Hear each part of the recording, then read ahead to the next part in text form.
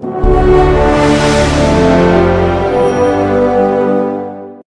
you think that it really was Satan in the garden? Well, Pastor Jim, I'm going to say, now folks, please hear me. Please hear everything I say. I know it was Satan. Not because I'm so smart, not because I was there, not because I'm trying to be arrogant or pass my speculation off and make everybody believe it, and if you don't believe it, you're wrong. I say that I know it was Satan because that's what the Bible says. Revelation 12, that ancient serpent. Well, how ancient was he? He was in the garden. Well, who was that serpent? Who is the devil or Satan? Revelation 20, that ancient serpent who is the devil or Satan. 2 Corinthians 11, that ancient serpent that deceived Eve, 3 or 4 verses down, who is Satan. Ezekiel 28, you were in the garden. You're my anointed cherub. There it is. You are there, but I cast you out because you were profane. You defiled everything, and I will reduce you to ashes in the end. Think about that. He told Satan, I'm going to kill you. In the end, I'm going to use you between now and then, and you think you're going to be doing your thing, but I'm going to reduce you to ashes in the end of everything. But he says, you were in the garden. You, not a talking snake. You, the anointed cherub. You understand what he's saying? Yes. Raise your hand if you do. Brilliant. Isn't this awesome? But that's...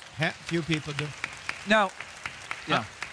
And think of this, Pastor Jim, think of this. Now, this is profound, what I'm getting ready to say. So I was teaching this one time several months ago, and I had a woman ask me, she says, well, you know, but couldn't it have been a talking snake? She wanted so badly for it to be a talking snake. Bless her heart.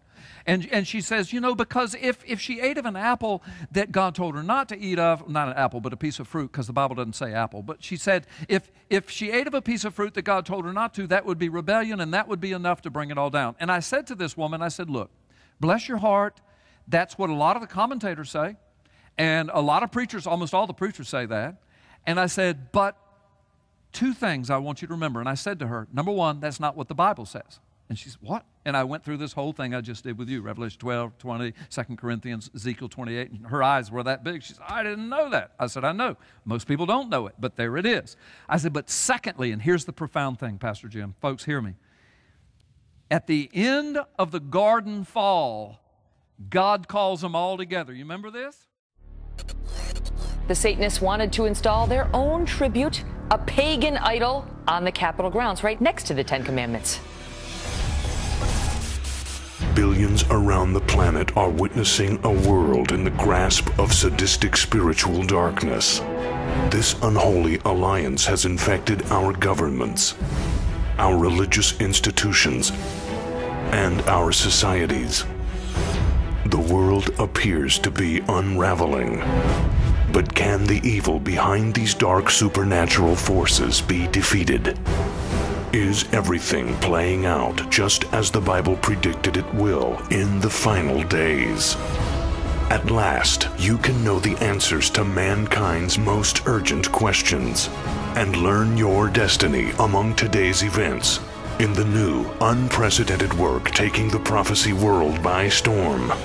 Gods and Thrones, Nakash, Forgotten Prophecy and the Return of the Elohim by best-selling author, former decorated law enforcement officer, and senior pastor Carl Gallups. This changes everything.